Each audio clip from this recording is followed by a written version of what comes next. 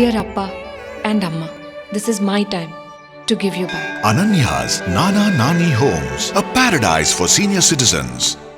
தேமுதிகவை தொடங்கிய விஜயகாந்த் 2006 சட்டசபை தேர்தலை தனித்து சந்தித்து 8.4% ஓட்டுகளை பெற்று திராவிட கட்சிகளை திரும்பி பார்க்க வைத்தார்.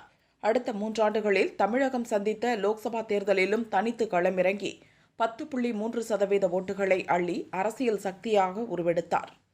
2011 சட்டசபை தேர்தலில் அதிமுக கூட்டணியில் சேர்ந்து திமுகவை வீழ்த்தி எதிர்க்கட்சி அந்தஸ்து பெற்ற தேமுதிகவுக்கு கூட்டணி உறவு ரொம்ப நாட்கள் நீடிக்கவில்லை.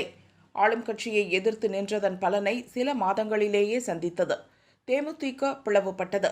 சில எம்எல்ஏக்கள் அதிமுக பக்கம் சாய்ந்தனர். அடுத்து வந்த 2014 லோக்சபா தேர்தலில் 5.1, 2016 சட்டசபை தேர்தலில் 2.4% என தேமுதிகவின் ஓட்டு வங்கி பலம் இறங்கு முகத்தில் வேகமாக சென்றது. அதிலிருந்து மீள மீண்டும் அதிமுக அணியில் இடம்பெற 2021 சட்டசபை தேர்தலில் தேமுதிக முயற்சி எடுத்தது. ஆனால் அதிக டிமாண்ட் காரணமாக அதிமுக கழற்றிவிட்டதால் அமமுகவுடன் அணி சேர்ந்து 60 தொகுதிகளில் போட்டியிட்டு அனைத்திலும் தோற்றது. வெறும் 0.43% ஓட்டுகளைத்தான் அக்கட்சியால் பெற முடிந்தது.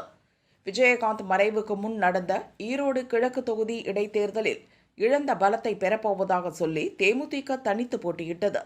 ஆனால் 1115 ஓட்டுகளே கிடைத்தன.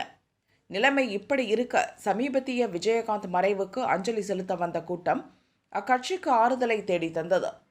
அதையே ஆதாரமாக காட்டி கூட்டணி பேச்சில் துணிச்சலுடன் இறங்கி இருக்கிறார் விஜயகாந்த் மனைவி பிரேமலதா. சமீபத்தில் அதிமுக தரப்புடன் பேசிய போது பிரேமலதா வைத்த டிமாண்ட்களை கேட்டு பேச வந்த முன்னாள் அமைச்சர் ஒருவர் வந்த வேகத்தில் திரும்பிவிட்டதாக கூறப்படுகிறது. இப்போது திமுக கூட்டணியில் இணைய பேச்சு நடந்ததாகவும் ஒரு சீட் தர ஒப்புக்கொண்டதாகவும் தெரிகிறது. ஆனால் விழுப்புரம், கள்ளக்குறிச்சி, சேலம் என 3 தொகுதிகளும் ஒரு ராஜ்யசபா எம்பி பதவியும் பிரேமலதா தரப்பில் கேட்கப்பட்டதாம்.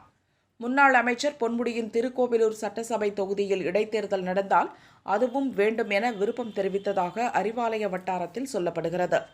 இதெல்லாம் சரிவருமா என யோசித்த ஆளும் திமுக தரப்பு கூட்டணி ஏற்கனவே நிரம்பி வழிகிறது.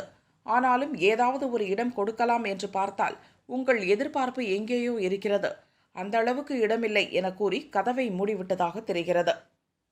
அதன் பிறகே ரிஷிவந்தியத்தில் விஜயகாந்த் ஏற்படுத்திய வசதிகளை அளிக்கும் ஆளும் திமுக அரசு என கூறி அக்கட்சியை எதிர்த்து வரும் 20 ஆர்ப்பாட்டம் நடத்தப் போவதாக பிரேமலதா அறிவித்திருப்பதாக தேமுதிக வட்டாரத்தில் கூறப்படுகிறது.